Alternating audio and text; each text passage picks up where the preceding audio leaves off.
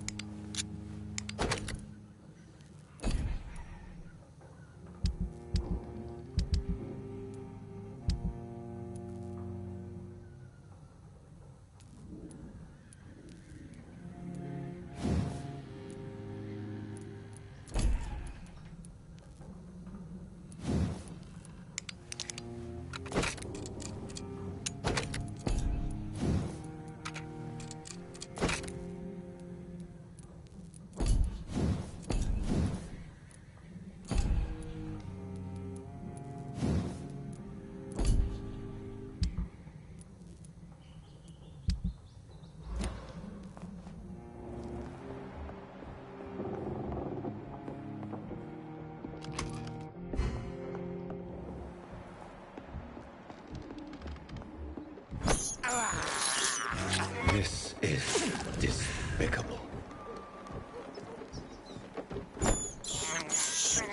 I have this thirst for blood. Steady, boys! Christ! He's dead! You'll pay for this, you big fucker!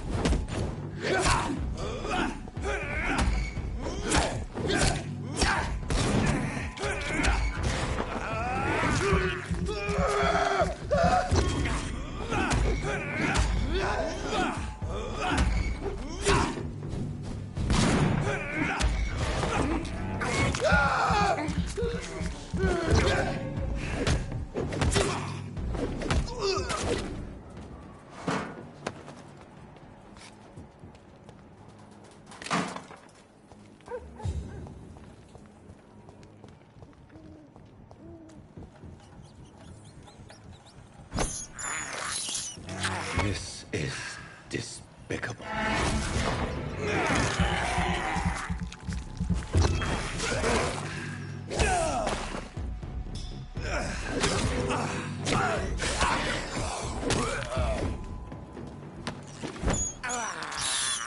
I have this thirst for blood.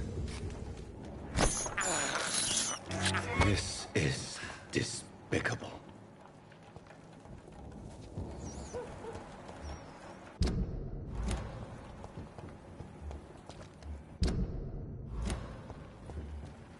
There's more and more of these bloody leeches every night. Aye. Die, vermin! Oh my god!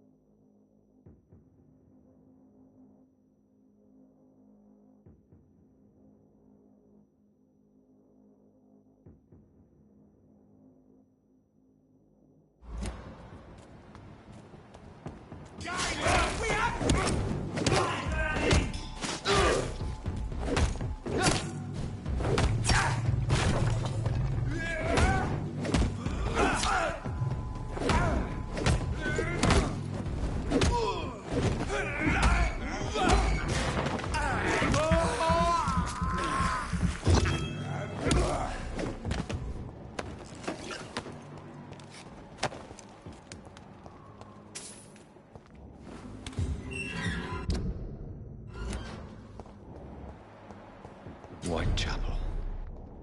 This neighborhood is linked somehow to the kind Lady Ashbury's blackmail. First, let's find this Petrescu fellow.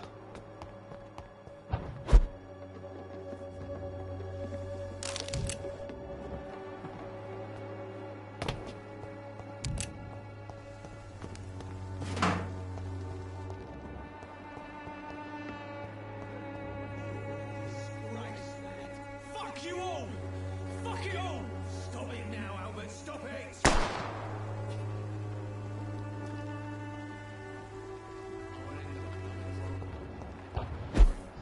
Not me. Are you all right? The bastard hit the wall next to me. I don't even know if he meant to miss. If you've been hurt, I can help you. I'm a doctor. Name's Albert. Remember it. Now, I found the recruiter you were expecting. He's dead, but he carried a note. The Wet Boot Boys have accepted your application. I knew it! I told you I was tough enough. I'll be free soon. You're being manipulated by these criminals. What's worse is that you're clever enough to know better. You're all fancy words, none of which concern me. Go worry about someone else. I'm fine and I've a future here.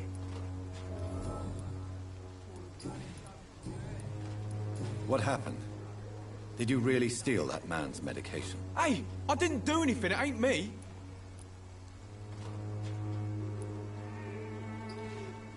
Medication and drugs are a rare commodity in East London. So you picked an easy target, didn't you? Sod off, mister. You ain't got no clue what's going on here.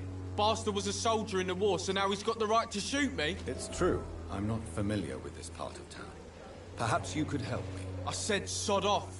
Go find yourself another guide.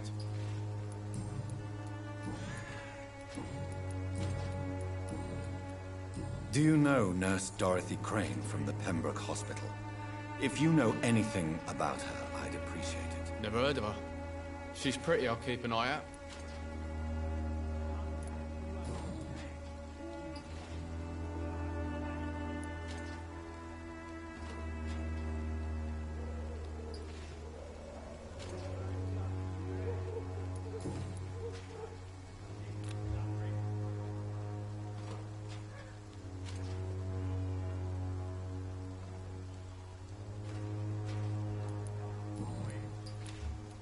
Do you need assistance? Please. Feeling tired these days. There you go. Let's hope nobody steals it from you. Very funny.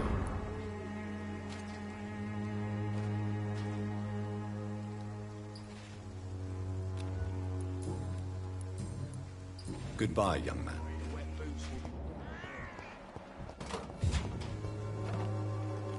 What? Shooting a boy in the middle of the street. Not the best thing to do, wouldn't you say? What? You saw what happened? Who are you? I'm Dr. Reed, and I'd like to ask you a few questions, if you promise me to set your gun aside. No. Look, I'm not a violent man. I'm Benjamin Palmer, doctor. And no one can help me. Not even you.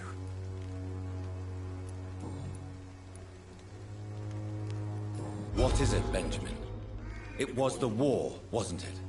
Your nerves are shot, aren't they? I need some answers, Private. From one soldier to another. The doctors called me a liar. A coward. Put me in a straitjacket, locked me up. Finally, they sent me back to the front lines with a handful of tablets. Yes. Sounds like shell shock. I've seen a few cases like yours. This is nothing you should be ashamed of, Benjamin. And it's perfectly natural in your situation. I'm not ashamed. I just need my pills. Peace and quiet, that's all. Do you know Nurse Dorothy Crane from the Pembroke Hospital? Have you heard anything? It's funny, I've been searching for her too. I need some pills. But the woman is a phantom, if you ask me. Really? And why is that? Word is she ain't real. She's a cover for some doctor who runs an illegal dispensary for migrants.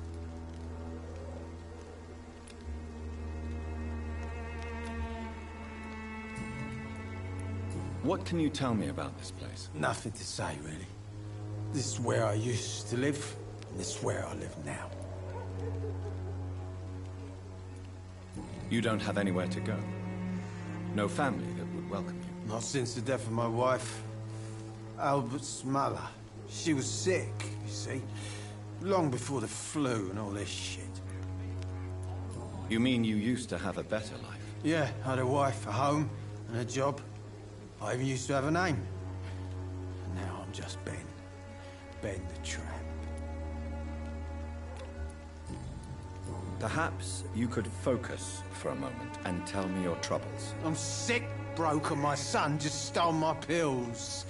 Everything's coming up roses. Whatever the boy did, I'm sure he didn't deserve a public execution. I swear I didn't want to hit him. It's just that I'm sick in the head, you see, and the boy just frayed me last nerve. A gun, alcohol, and a bad temper make a terrible cocktail, sir. Goodbye for now.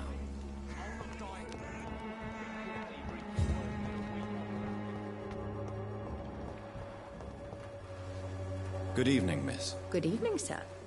Are you interested in a miraculous cure for this unknown and deadly epidemic? Actually, I am. Then you have come to the right place.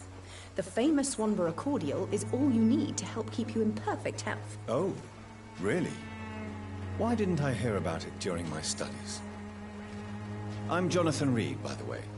Dr. Jonathan Reed. Ah, my brother has spoken of your research, sir. I'm Loretta Swanborough, and it's always a pleasure to meet a fellow healer.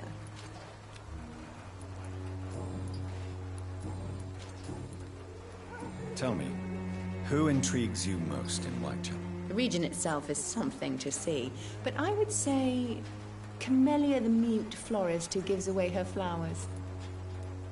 What do you think of the locals? Most of them are afraid or desperate.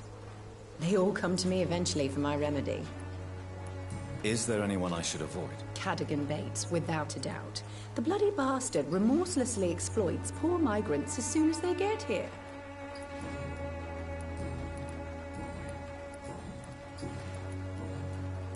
Do you know Nurse Dorothy Crane from the Pembroke Hospital? I'd like to know more about her. I don't like to talk about competition. Competition, you say? Never met her, but it seems she provides some sort of medical care to the poor. The whole thing has to be some sort of scam, if you ask me.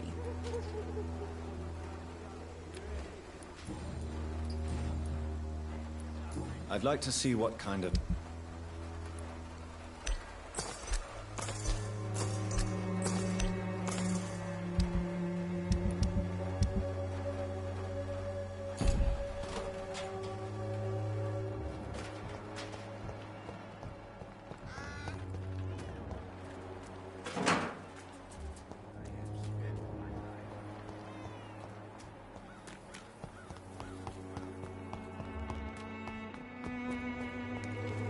Joe, please, I don't have your money. Come on, Barrett, you know the game. You pay for peace of mind.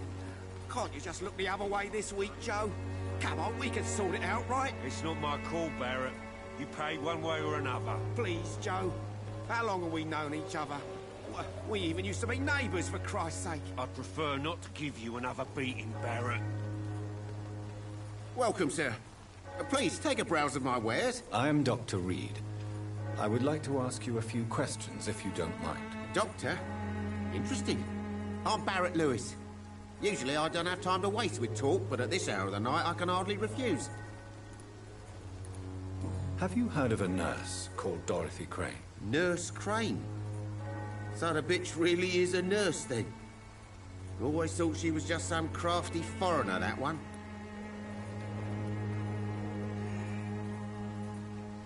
So she's trying to help her fellow immigrants. Why would that make her a villain? Dorothy Crane ain't even a real name. Something like Dorothea Craniu. Something like that. Came to England fleeing the war, I was told. That doesn't explain why she irritates you so much. Your precious Nurse Crane gives away medical supplies and prescriptions for free. I offered to sell it for a fair cut, but no. Miss Crane wanted to play the quiet saint.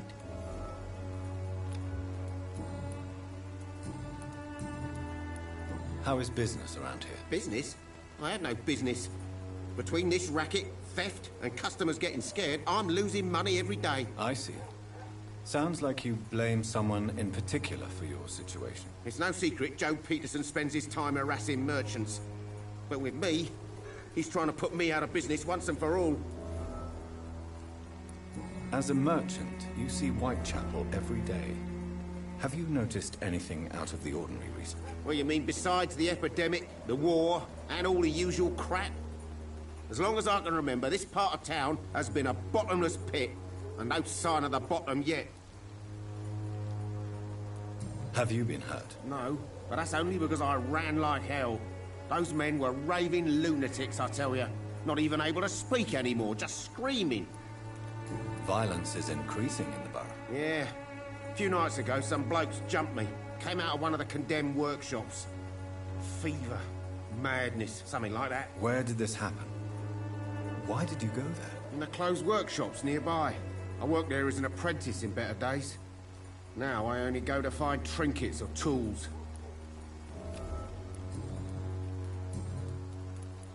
Right then.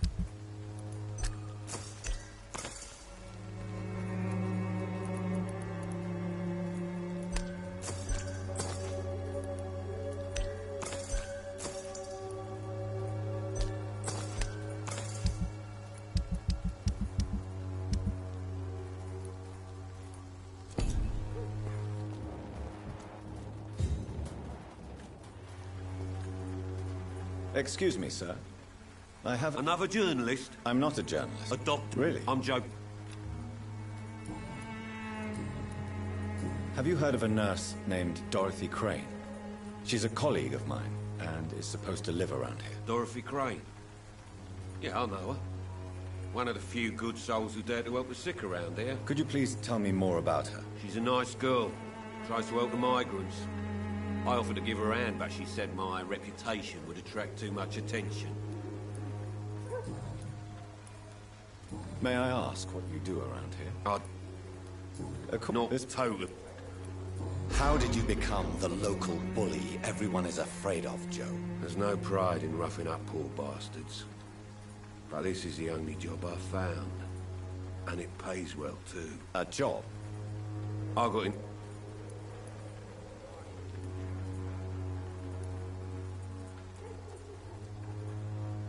You said... I'm not... Oh, you...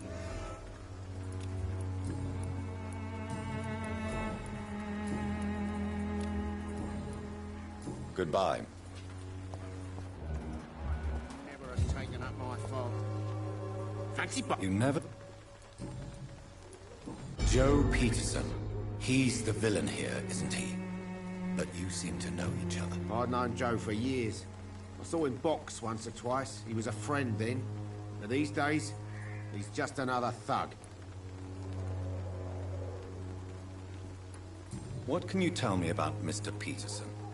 Besides his behavior toward you, obviously. Colossus Joe was a decent boxer, good one even. But after his wife passed away, he found every excuse to...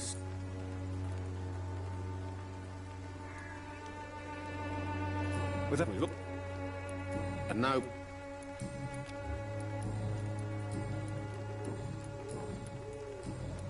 Good.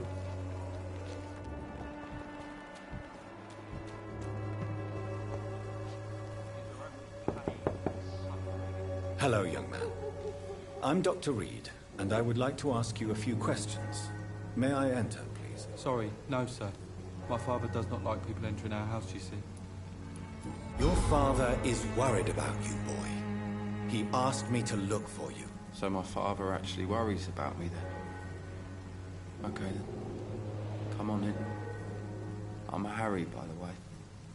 Is there only pain and suffering in this world?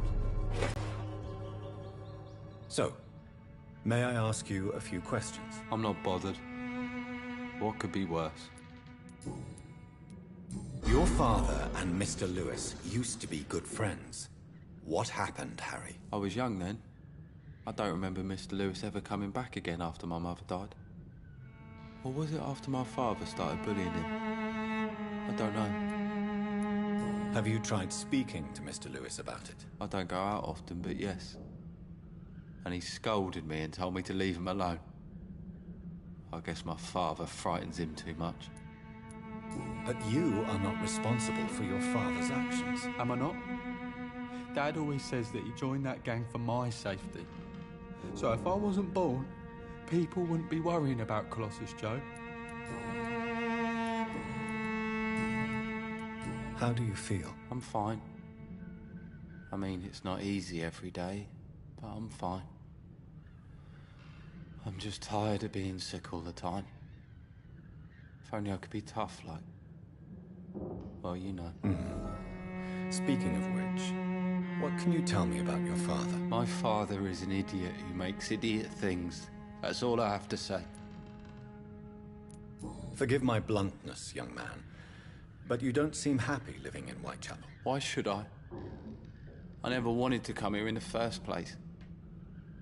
It was my father's decision. And look around you. Does this look like a nice place to live?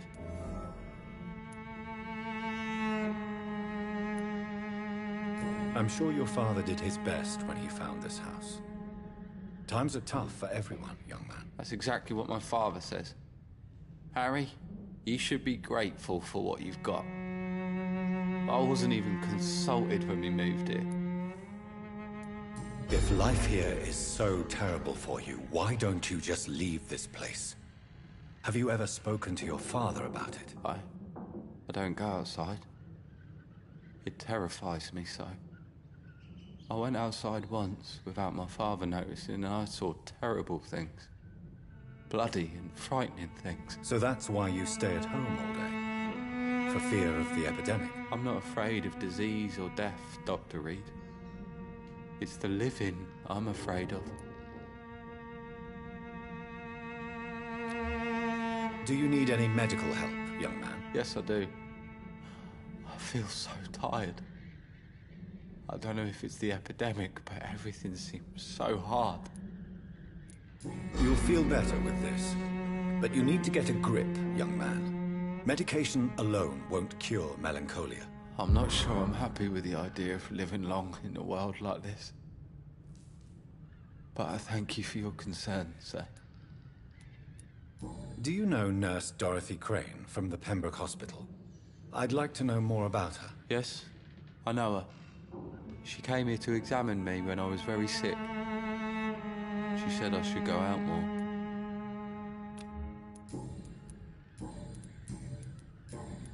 Goodbye, young man. Even my dreams are soaked with glue.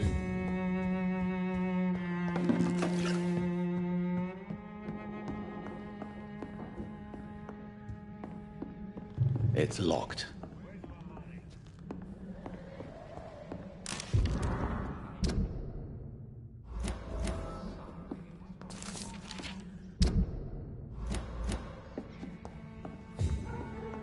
It's locked.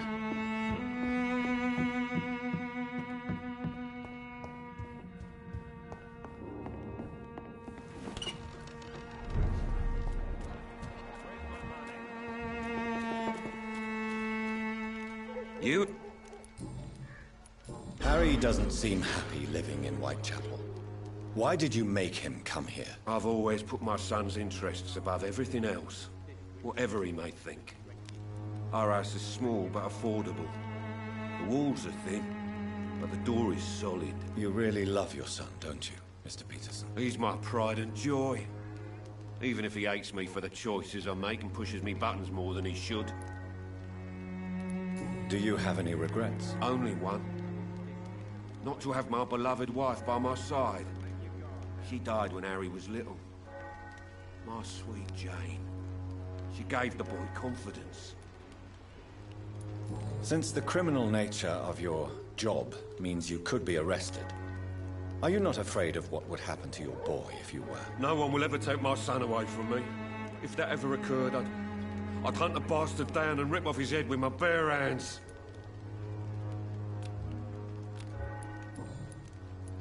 Why do you keep on working for the gang, Joe?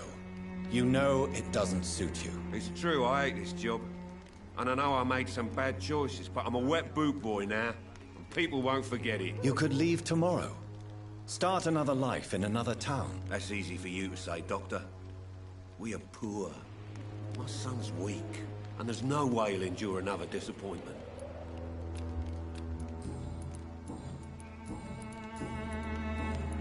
Goodbye, Mr. Peterson.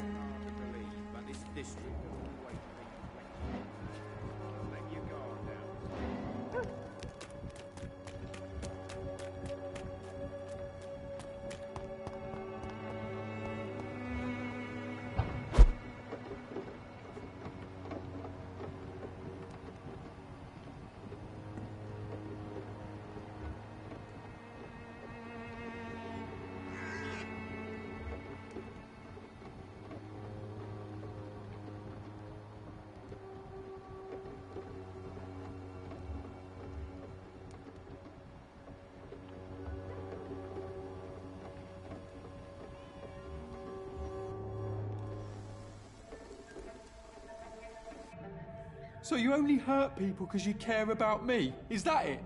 Don't be such a brat. I do what I must to provide us with food and medicine, that's all. Mum would never have let you bully an old friend like Mr. Lewis. Shame on you. Harry, I'm your father and I love you. But don't you ever speak to me like that again. What? You're gonna beat me too? Jesus. Give me patience.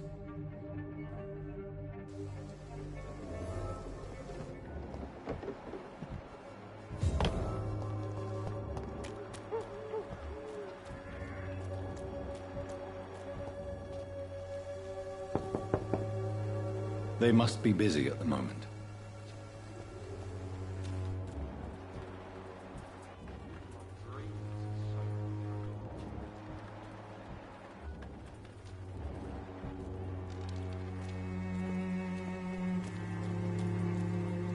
You again? What do you want this time? Why is your relationship with your son so difficult? Harry and I are so different. Sometimes I wonder if he's my own blood. Seems he's ashamed to be my son. Why not change that then? If you used your strength to do good, perhaps Harry wouldn't feel that way about you. How dare you tell me what I should or shouldn't do with my boy? Who the fuck are you to interfere like that?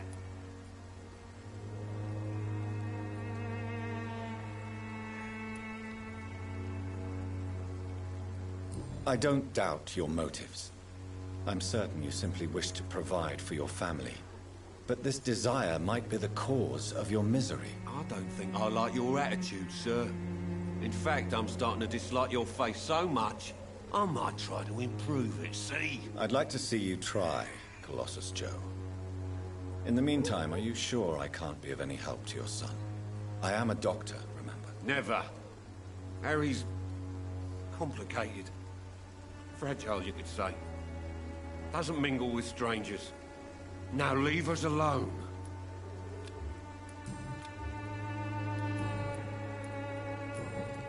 Goodbye, Mr. Peterson.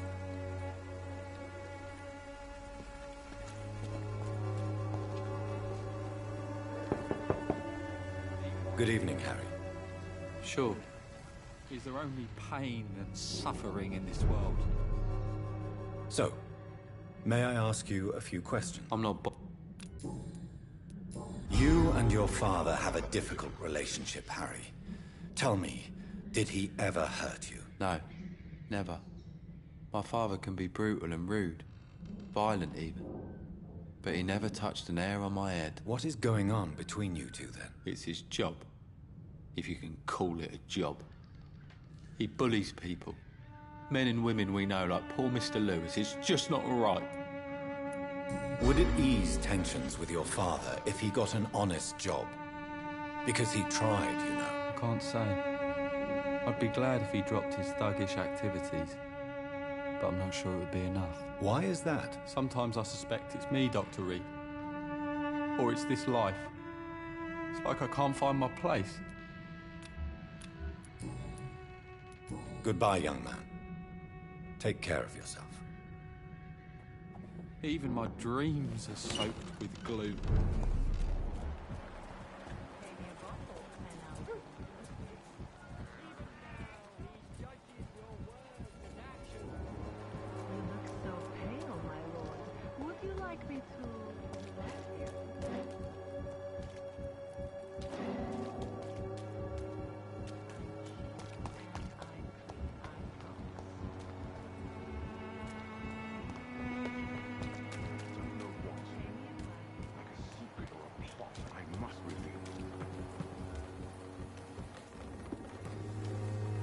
Excuse me, sir. Are you familiar with this part of town?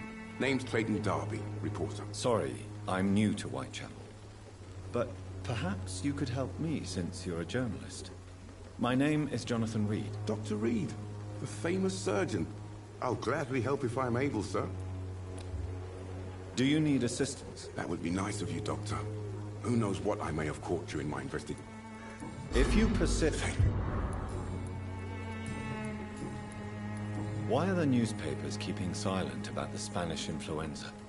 It's as though none of you care. There's a war going on. People shouldn't be demoralized by news of deadly diseases. I served in France. Our top priority must be to put an end to this butchery. This war must stop now. Sir, streets are a battlefield too. An invisible and untold war is going on, and it must be stopped.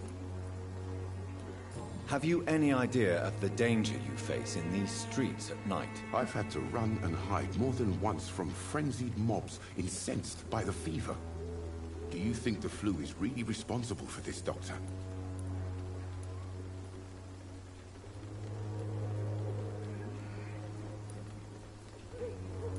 I'm convinced there is more at work here than a simple epidemic. Really? To be honest, I could say the same. Some of the sick I saw or heard of. My God, what happened to them?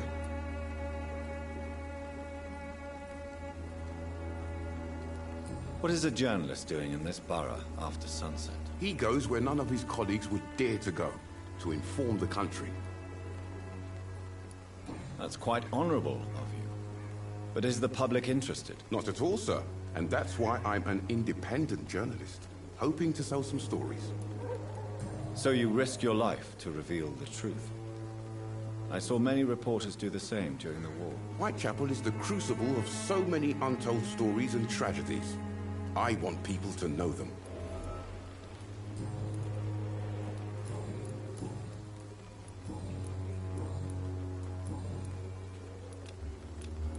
Goodbye, Mr. Dart.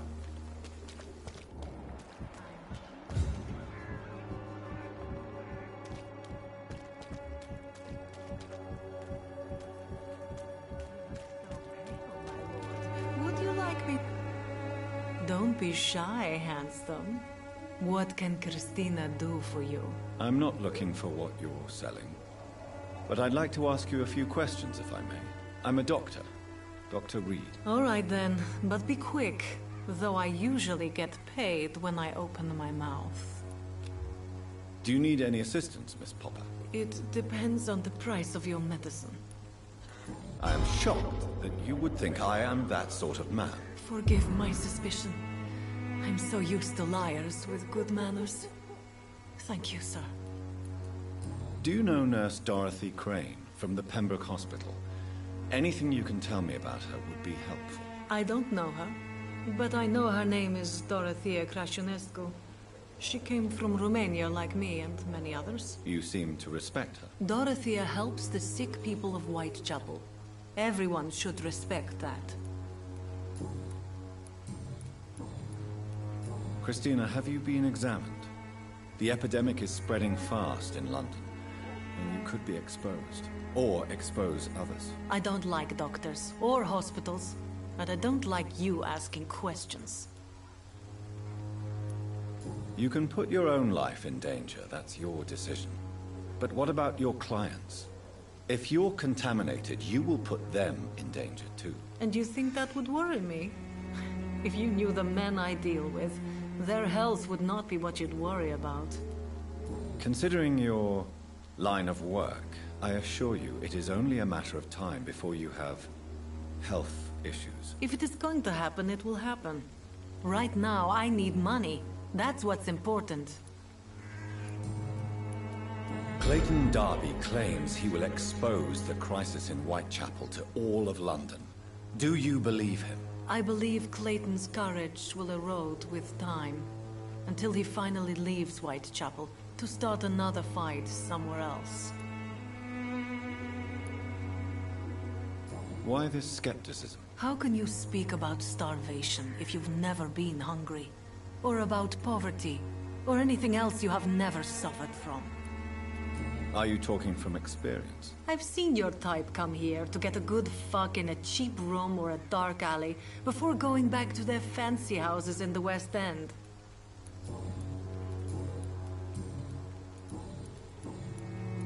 Tell me about yourself. Are you joking with me? People don't usually come to see me for conversation. I have no interest in your work.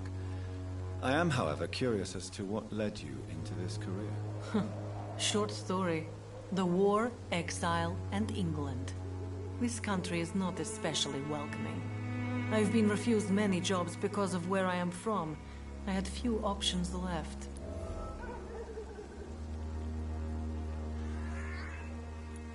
I always thought I was the master of my own fate. But now I know we don't always have control over our lives. I don't judge you. You know, this money is not only for me. I have good reasons to need this money quickly. But it is not your concern, Doctor.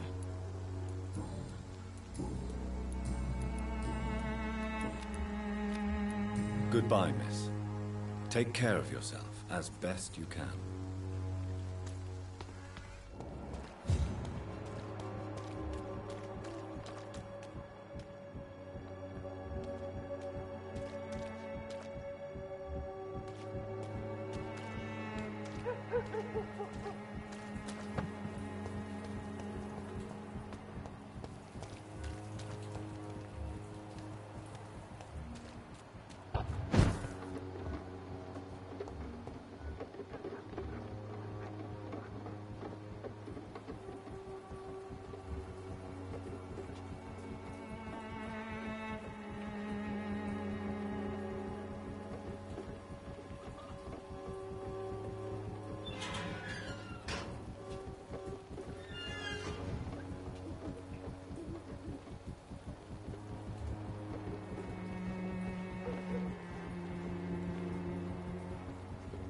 You still want more from Christina?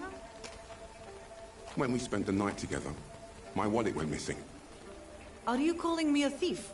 I don't have your stupid wallet. I know you. You're a nice girl. Can't we solve this amicably? No, I don't think so. And if you think you know me just because we shared the bed together, you're just a lousy and arrogant journalist.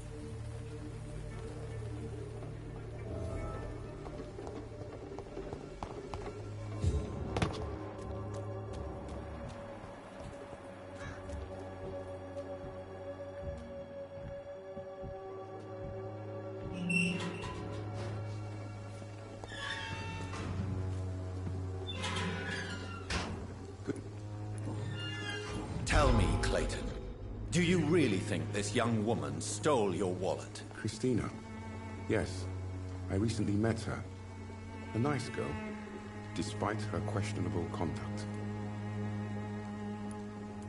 How exactly did you meet Christina? During my investigation, I offered my hotel room to her to rest and get away from the street. And what happened? The next morning, my wallet and my watch had disappeared. I suppose that's what you get for being a good Samaritan.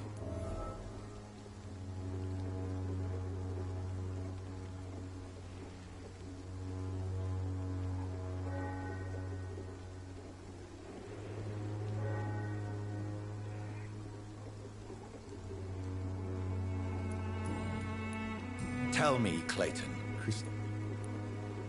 If you are going to sleep with a Lady of the Night, Clayton, I would advise you to be cautious. I can't really be mad at her, though. She's just trying to survive. She doesn't have many options.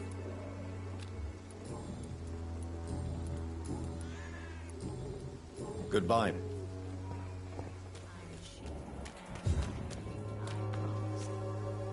Did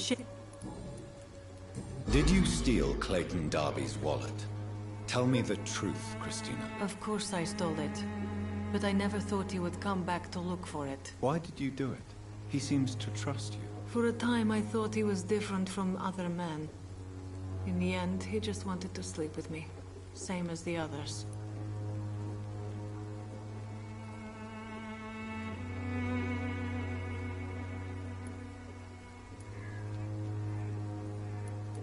Perhaps Clayton is different. Maybe you two should talk. A conversation couldn't hurt. I know what I am and what people call me. I sleep with men for money. If I can accept that, why can't he? No. My future is with the ones I love, not with Clayton Darby. The ones you love? The money you stole is not for you, then? My brother is still in our hometown in Romania. I am the only one who can buy him a ticket to England. Tell me, Christina, is it worth risking your health and your life for your brother's safety? He's the only family I have left. I had to leave Romania without him. I can't be happy until he is near me again. I understand your concern. I spent many months away from my family when I served on the front line in France. Every time I write to him, I fear I won't receive an answer. It kills me to know he is still there.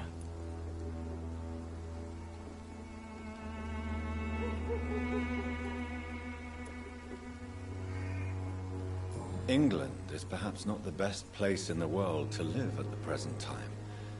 Are you certain it's worth the sacrifice? You think you know it all because you fought in the war. But my brother is no soldier. I know. We all understand the risks to soldiers, but we don't necessarily recognize the civilian casualties caused by these conflicts. Yes. Wars are decided by rich men who will never take the risk of being shot, raped, or maimed.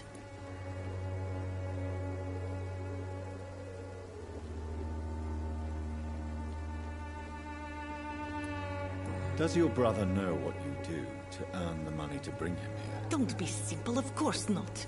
And he must never know. Everything will be different once he is here with me.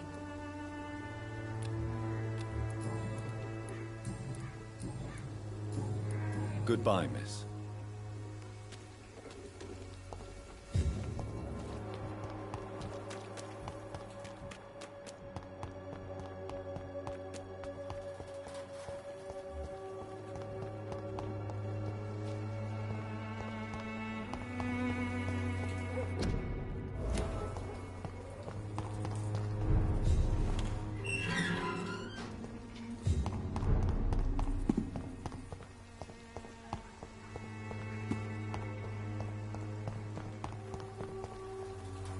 Good evening, miss.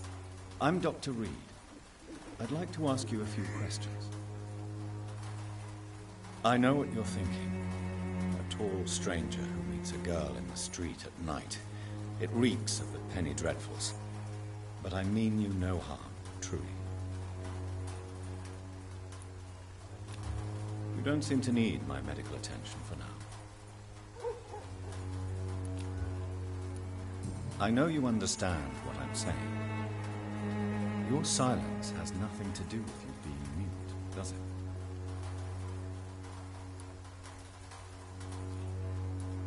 Melia, I know you work for Dorothy Crane. Please tell me about her secret dispensary. A stubborn and mute comrade. Nurse Crane and Darius Petrescu have been clever. Very well. Goodbye, then.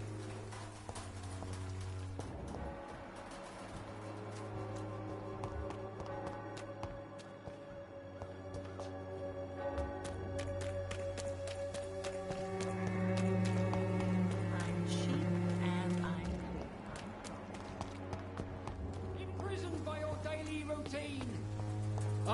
to see...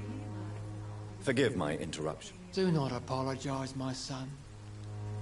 Father Tobias Whitaker is always happy to teach mortals about the incoming Armageddon. I am Dr. Jonathan Reed, and I just have a few questions. A scientist? You are much more lost than I thought, my son. Have you any friends? Any family left in these terrible times? No. But I have a disciple I see as my son. He is so devoted. I sent him to preach the good word in the heart of this corrupted city.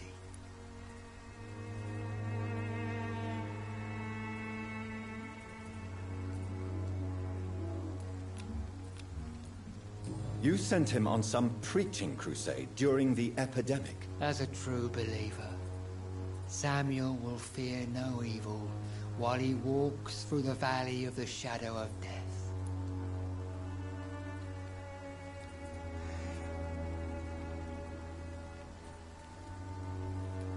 Where did you send him?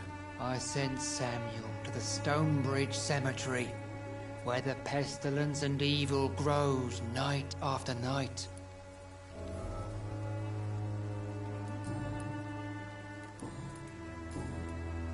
What do you mean when you say that I am more lost than you thought? All scientists are entangled in a world of causes and consequences, and most of them can't see the plain truth. Quite a judgmental opinion, if you ask me. But what do I know? Blinded by science as I am. But you are seeking answers, aren't you? Answers about the Armageddon about to strike the city. Answers about the hidden truth. Well, I suppose I can spare a few minutes listening to your so-called truth. As a doctor, you must be aware of the decimating epidemic. But let me tell you that this so-called Spanish flu is just the beginning of the end. What do you mean? The beast is finally revealing itself, corrupting the flesh and the heart of men. With my own eyes I have seen them, those minions from the abyss. Really? And what would be your answer to this biblical threat? We must fight the disease before this legion outnumbers us. But not with scalpels and microscopes. No. What is left then? Cleansing fire.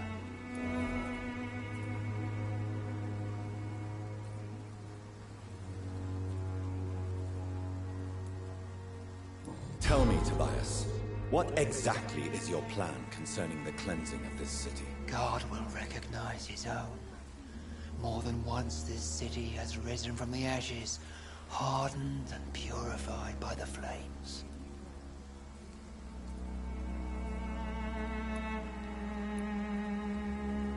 Purification by fire has proved useful, but where do you stop? Burn the clothes? The buildings? The corpses?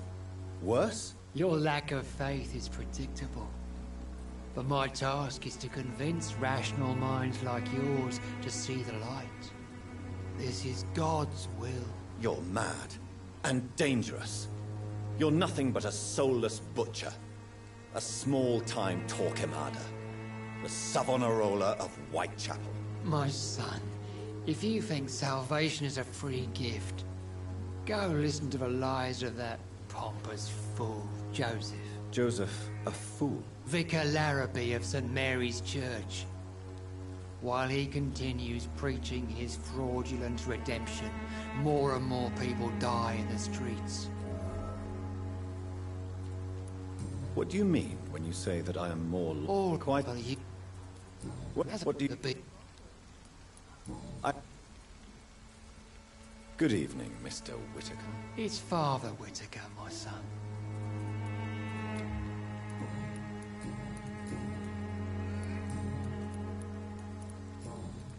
What? All quite a... You...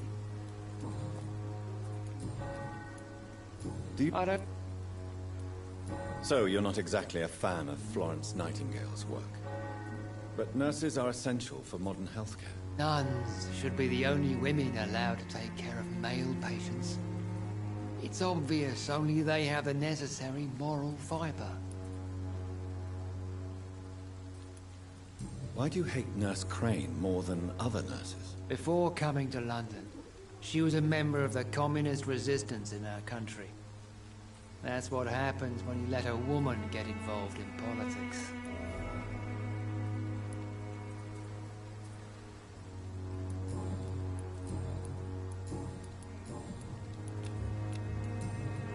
I have heard enough.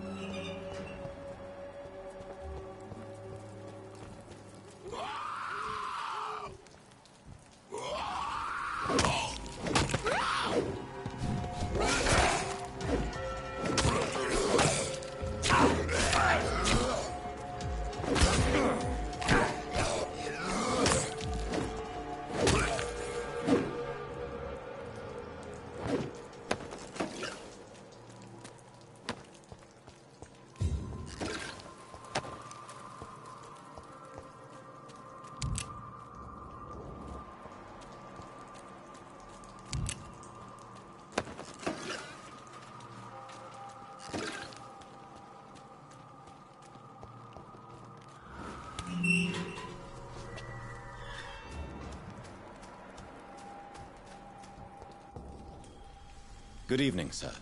I'm Dr. Reed. I would like to ask you a few questions. Please be my guest. Although I may not be the best informant regarding this part of town, my words speak about that which the eyes cannot see. Really? Are you an artist of some kind? I'm a poet, sir. Richard Nethercott, at your service.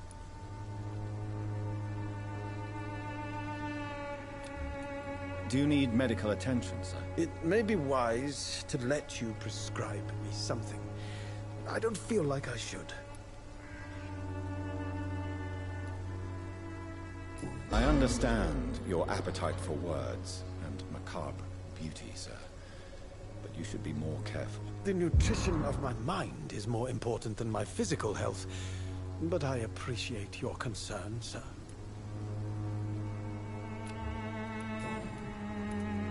Tell me, Mr. Nethercott, why seek inspiration in Whitechapel? The place is not beautiful per se, but how to explain it? Stirring and challenging. Do you not think it a little morbid? On the contrary, sir. Whitechapel is full of life, full of beauty.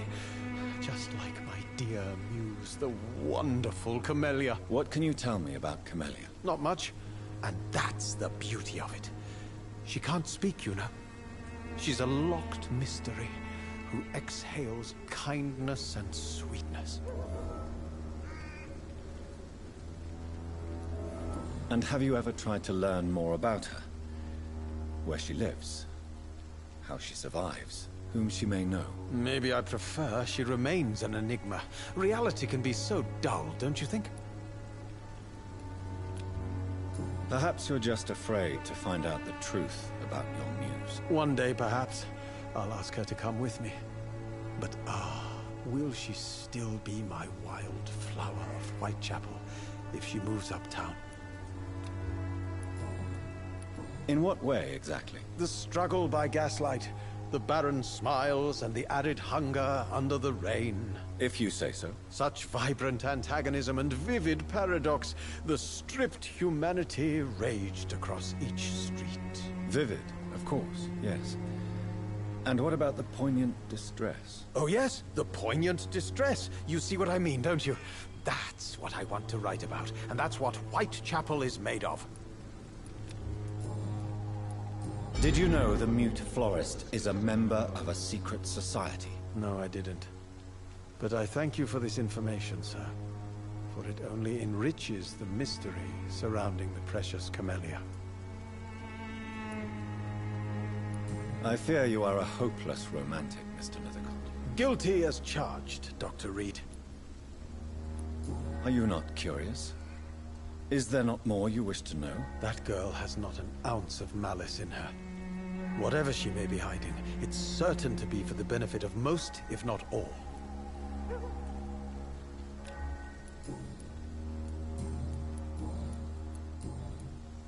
I'll leave you alone, sir.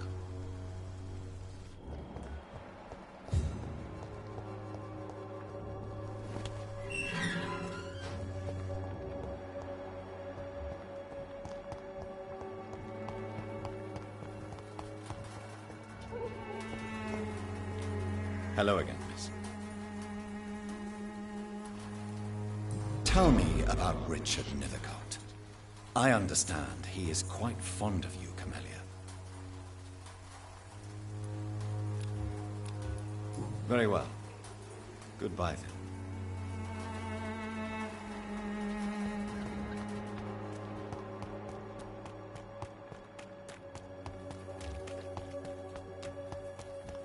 There is something going on in this district.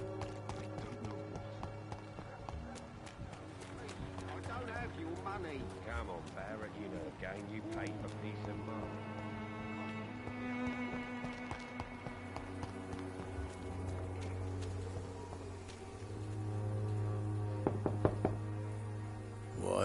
What do you want? Leave me alone. Good evening, sir. I'm Dr. Reed. I'm looking for Nurse Dorothy Crane. There is no Dorothy Crane here. Now goodbye. I'm afraid this medical leaflet says the opposite, sir. Really? Well, I'm afraid I'm going to close this door right now. Go bother someone else, Mr. Doctor. To enter that house, I must discover who this man really is. Maybe I could start by observing what he's up to.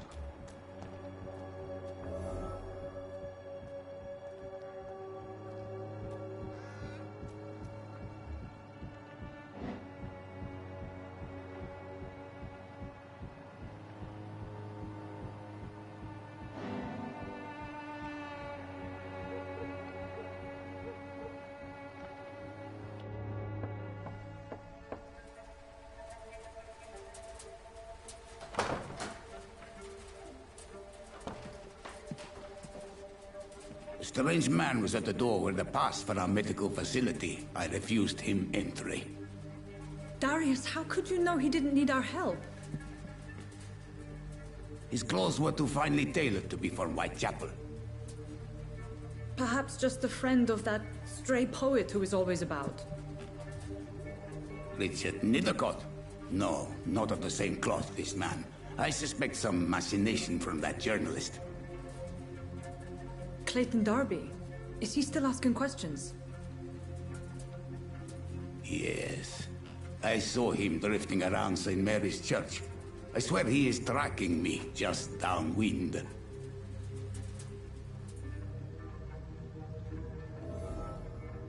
It's locked. I must talk to that journalist or the poet. They must know about Darius.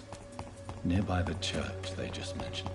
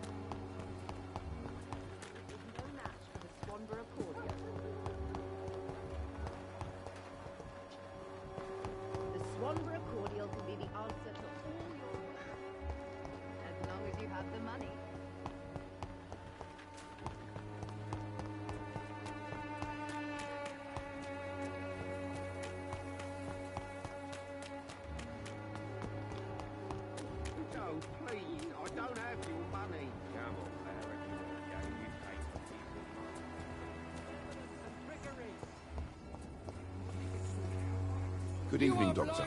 Can I... I heard you're investigating an underground medical dispensary in Whitechapel. What do you know about it? Not much, I'm afraid.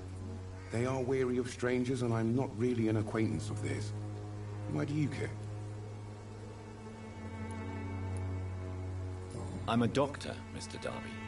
I care about everything involving public health and this epidemic. Are you sure you're not just concerned about the repercussions that a scandal involving a certain Nurse Crane from the Pembroke Hospital would bring? Without a doubt, you are a damn fine journalist, Mr. Darby. What do you know of her accomplice, a man named Darius? I don't know much about the man. He's very cautious. Never goes out. Doesn't seem to have any friends or family. He has no relatives at all? No. Except for that strange man, a poet named Richard Nethercott, who sometimes comes by. Darius would never let him in. Where can I find this Mr. Nithercott? He spends most of his time lurking around Whitechapel, talking to himself or declaring verses. These days, you can usually find him behind the church. He never goes out? No. A few days ago, he unexpectedly did. I followed him, but it was just a ruse to keep me away from his house. Really? How do you know? He went to the nearest mailbox, but just before posting his letter, he ripped it up and threw it away.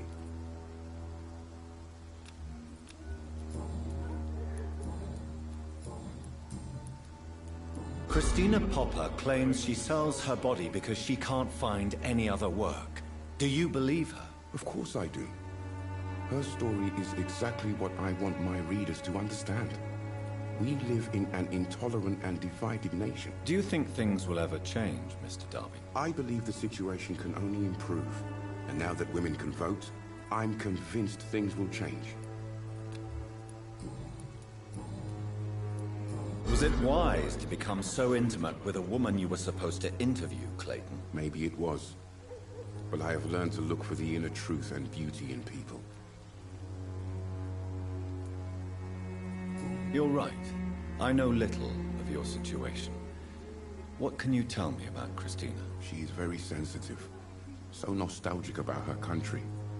I saw her cry once because she'd lost a precious souvenir from her homeland. What was it? A scarf her brother gave her before she came to England. Why are you so concerned? You seem to have something on your mind, Mr. Darby. That we could make peace if I could find it and give it back to her. But I'm afraid she lost the scarf somewhere during her night shift. Do you know that Christina is hoping to pay for her brother to travel to England in the near future? I see. No, she didn't tell me that. But that explains many things. Do you believe she will ever see her brother again? As long as the war rages in Europe, I'm afraid her chances of seeing her brother again are slim to none.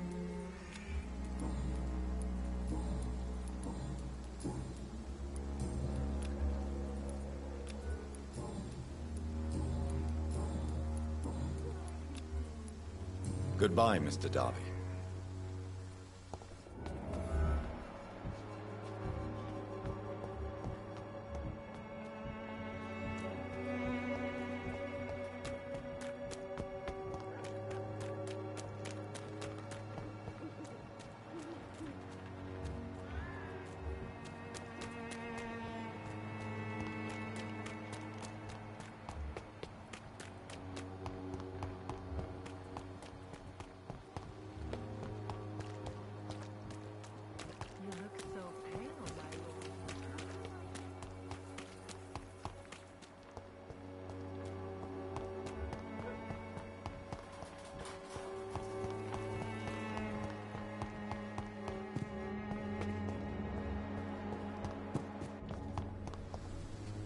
Good evening, Mr. Nithercott. And good evening. May I ask you a few questions about the district? Extraordinary part of town, is it not? I'll be glad to help you, if I can. I'm looking for Dorothy Crane, a nurse who lives in this vicinity. Dorothy Crane. Oh, I love the name.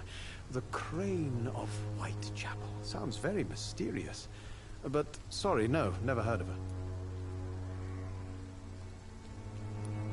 What can you tell me about an old man called Darius? Darius Petrescu?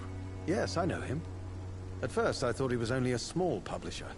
I invited him to publish my work, but his reaction was pretty clear. Not interested in your talent? Darius is an old political activist who takes delight in printing tracts and lampoons. Those communist activities only require mediocre writing skills.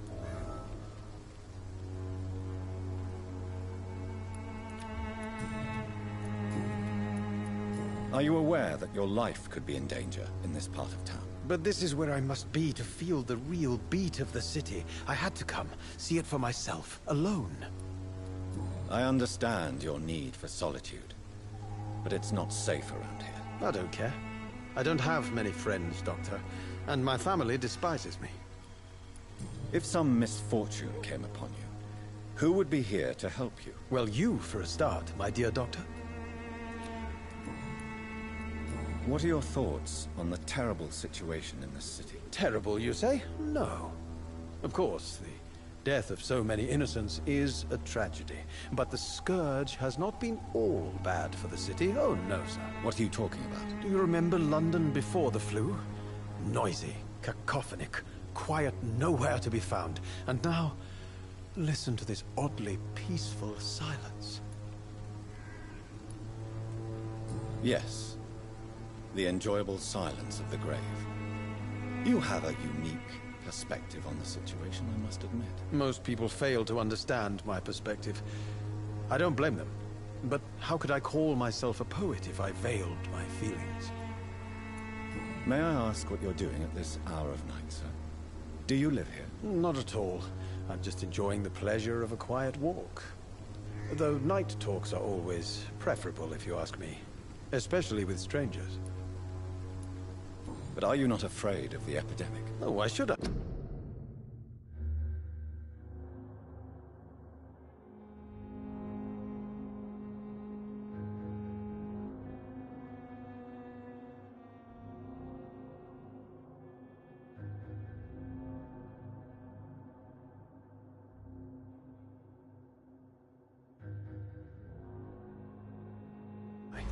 I see some equity in the Spanish flu.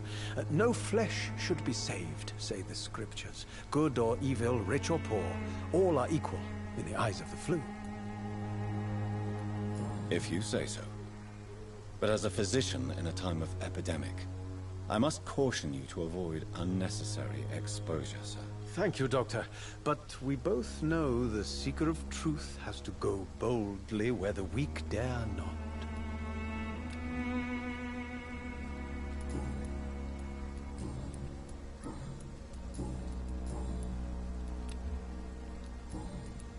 I'll leave you alone, sir.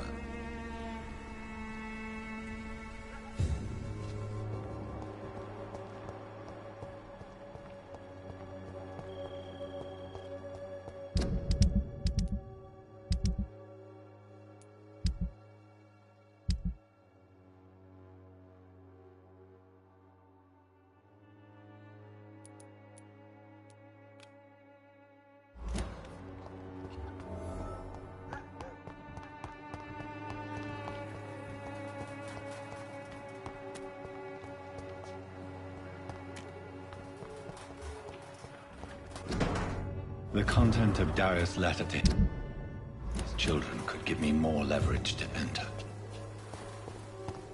Darius is a bit less of a mystery now. It should not be that difficult to incite him to let me in.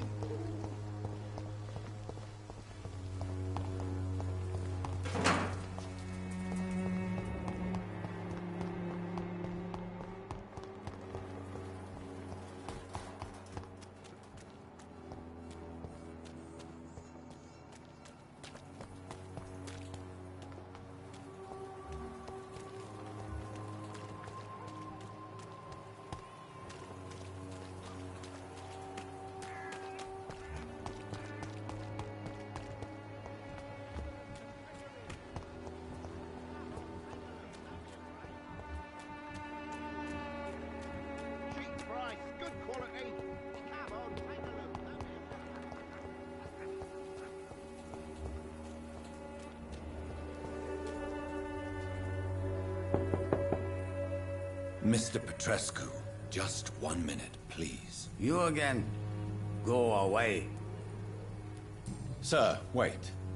Stop this nonsense. I know Nurse Crane is here. Shall we speak man to man, you and I? All right. Speak up. Don't you see we're on the same side? We fight to help the poor, sick, and abandoned. I'm nothing like you, Mr. Doctor. Yes, you are. You too believe in providing medical care without charge.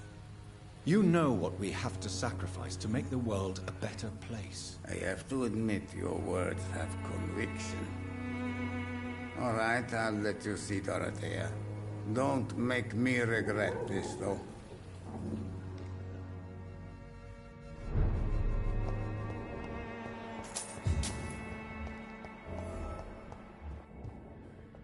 If you want to talk to Dorothea, you must go across the courtyard and take the stairs. We've not been formally introduced.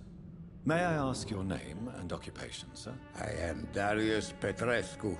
I'm here to keep snitches and spies away from Dorothea. And I also run this little print shop. Do you need some help, Mr. Petrescu? I am very tired, but that is all. I don't need you, Doctor. Well, I think you do. Take this, and you'll feel better. Free drugs from an English doctor? It must be my lucky day. Do you have any family left, Mr. Petrescu? Children or grandchildren? Who knows? I have abandoned my people for so long, they might as well be dead. As dead as I am for them, I suppose. Don't be embarrassed, sir. If you must know, my own father disappeared many years ago, and I forgave him. It's quite awkward to talk about our families like this, but thank you, Dr. Reed.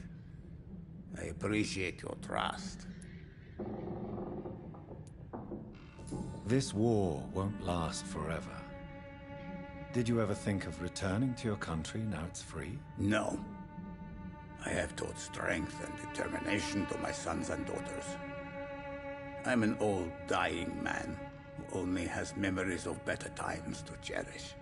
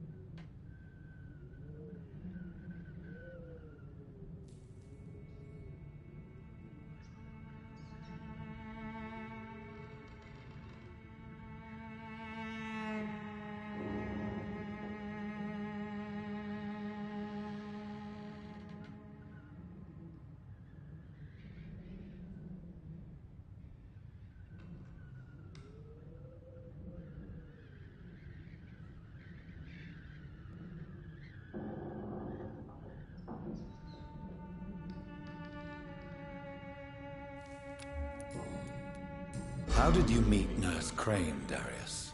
Why does she trust you? I'm her oldest friend in England. Dorothea and I share many ideas about this country and about the country we left. You mean occupied Romania, don't you? Even if not directly, I fought against your enemies. Really? Then perhaps you have more in common with Dorothea than meets the eye, Dr. Reed. I know you fought for your country when it was occupied, Darius. Tell me more about it. I know my days are numbered, and I know I won't see my homeland again. But I fought for Romania all my life, and I will until my last breath. But Romania escaped the grasp of the Austro-Hungarian Empire. It's a free country again. It is not the country I fought for. My homeland is not appeased, Doctor. And I still see a dark future ahead for my people.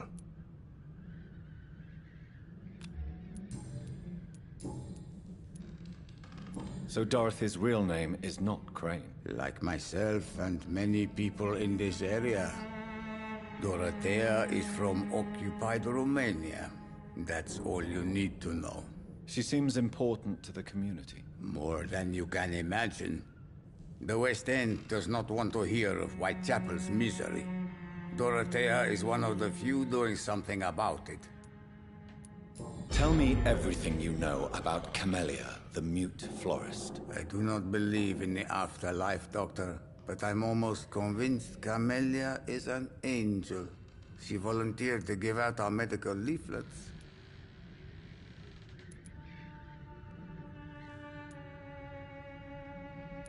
Who is she, really? Do you know where she's from? She's not from around here, that's all we know. Camellia is not even her name. It's her favorite flower. You say she has no close family? Well, there's that awful poet who constantly follows her around like a lost puppy. A good man for sure, but a very poor writer. Are you not worried for her safety? She is as brave as she is tough, and clever too. If only I had met her when I was younger. Are you in love with Camellia, Mr. Petrescu? Don't be stupid.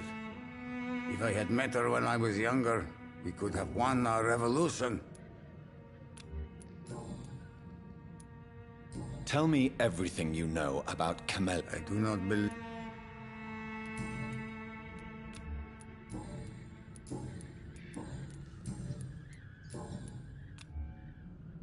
Goodbye, Mr. Petrescu.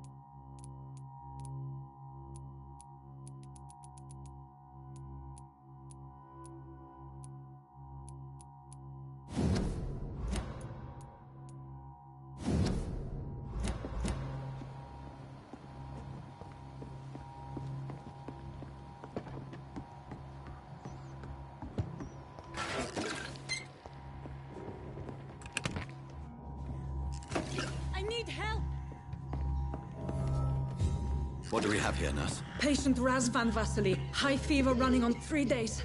Complaints of dizziness, muscle aches, and head pain. Diagnosed with influenza. Treatment? Aspirin and salicin for the fever and discomfort. Liquids for dehydration, but he's having trouble keeping even water down. Thank you, nurse. Anything else I should know? He did lose consciousness this morning, but he's never had convulsions like these. He's not convulsing, he's choking. He's not getting any air. Scalpel! Hand me that scalpel! What can I do, Doctor?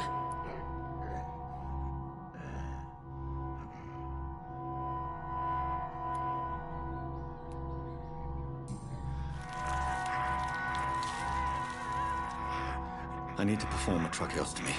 Short pipe. That rubber tube will do. We're going to cut a passage for air through the neck. Yes, Doctor. He's breathing again, but he's coughing up blood. Internal hemorrhaging. I need to make another incision into the chest cavity to drain the fluids from the lung. Prepare another tube.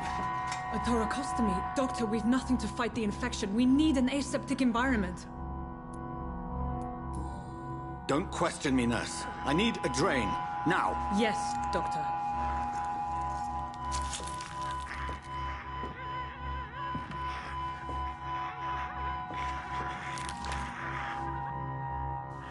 He's still bleeding, Doctor. I'm losing his pulse. The drain must have punctured the intercostal artery.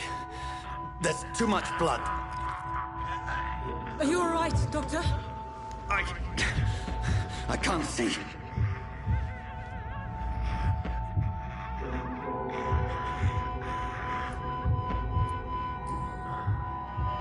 I must first suture the artery. Find the wound. The source of the blood. Needle and thread, Doctor. Good. The stitches are holding. How's he doing? We're losing him. We've lost his pulse. He's dying, Doctor!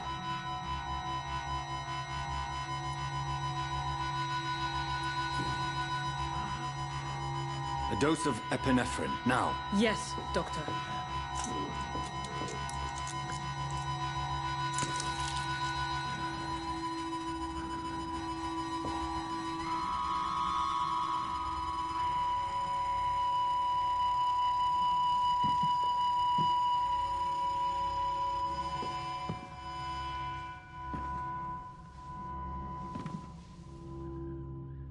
We've lost the pulse. He's gone, Doctor. Nurse, we did everything we could. Yes, I know. You are true to your reputation, Dr. Reed. Dedicated and precise. No one could have done more. This was not an influenza-induced seizure. I've never seen symptoms like these on the continent. Neither have I. But the previous symptoms leading up to this attack were the same, indistinguishable from the epidemic. No. There was something more vile in these reactions. Something primitive. There have been numerous reports of mental breakdowns caused by the fever that accompanies the flu itself, Doctor. Yes, but... I'd best take some samples of the blood for analysis.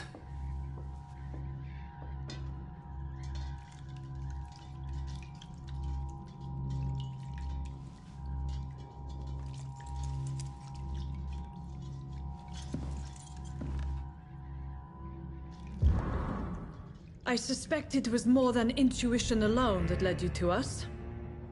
So, how might I be of service, Dr. Reed?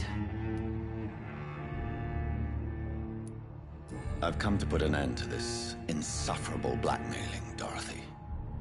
Doctor, you think your warnings scare me?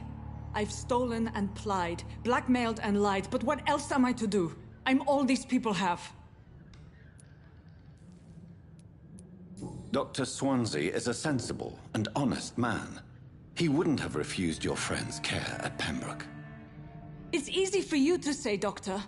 These people cannot go to the police, nor to the hospital. They don't even speak English. They depend on me for everything. So, the end justifies the means. Is that your defense? I know you're kind, Doctor. Just another fine-heeled, silver-spooned gentleman who was given the world on a platter.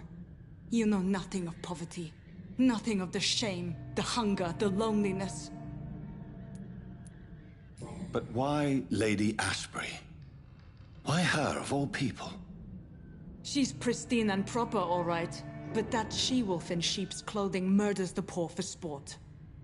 I have her where she belongs, and I'll milk her for all she's got. You've convinced me of the sincerity of your actions and their noble justifications. But all the same, blackmail is a crime, and it will stop, Nurse Crane. So, are you going to turn me over to the authorities?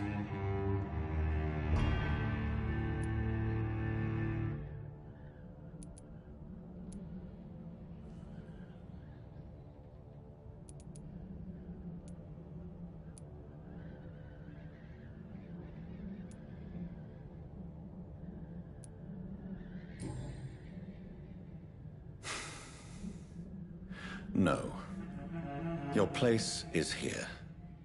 Jailing you would be an even greater crime. So, here is my proposition. I'll look the other way on your little enterprise. In exchange, you will resign from the Pembroke Hospital and provide me with medical supplies when the need arises. Dr. Reed! That sounds like a business proposition. My accomplice, then? No, just a privileged client. My research may require the occasional rare piece of equipment or ingredient. I'll pay good coin in exchange, fair and honest, to help finance your noble endeavors.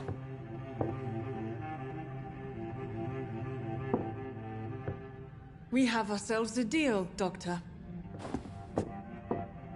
Good customers are always welcome. Yes, Nurse Crane. We have a deal.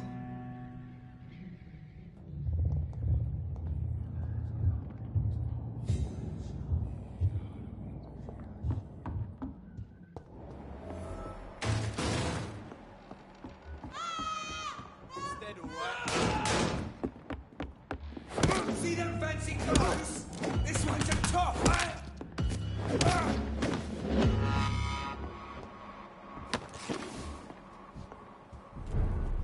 This one's mine!